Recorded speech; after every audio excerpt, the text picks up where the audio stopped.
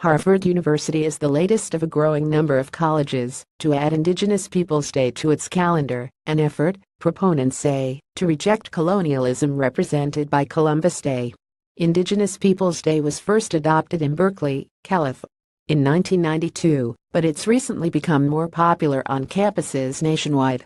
Instead of celebrating explorer Christopher Columbus, students demonstrate against colonialism through events such as planting trees, hosting open mics to condemn so-called exploitation of weaker countries, and providing guest lectures on Native American grievances.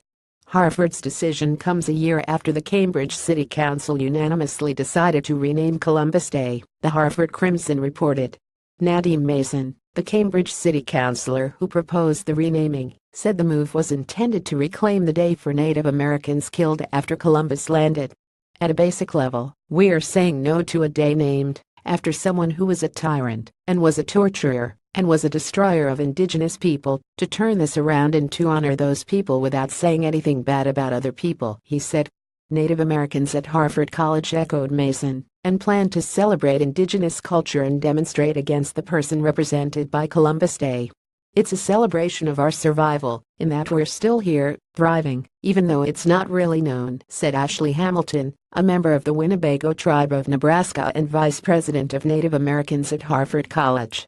According to a Harvard spokesperson, the Faculty of Arts and Sciences updated the wording on the calendar to include both Columbus Day and Indigenous Peoples Day in accordance with federal and Cambridge parameters.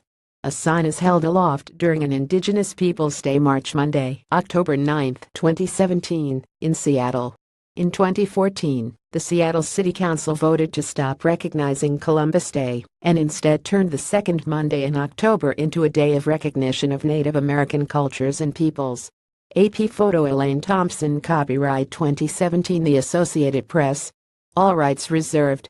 Other universities marking Indigenous peoples over Christopher Columbus for the first time this year include Fredonia College, the University of Texas El Paso, and the University of Alaska Fairbanks, according to the College Fix.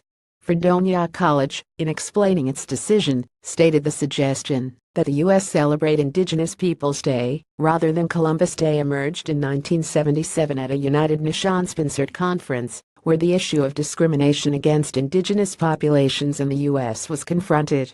Fredonia noted they were joining cities such as Los Angeles, Berkeley, Denver, Minneapolis, and Seattle, as well as states such as South Dakota, Hawaii, and Alaska.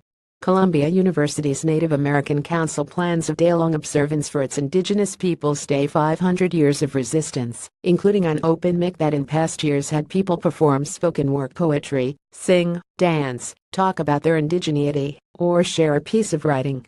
Vanderbilt University is hosting guest speaker Albert Bender, who is described as attorney of Indian law, political activist, and journalist who spent several months participating in the Standing Rock protests. Bender has been trying to get Nashville to rename the holiday for years.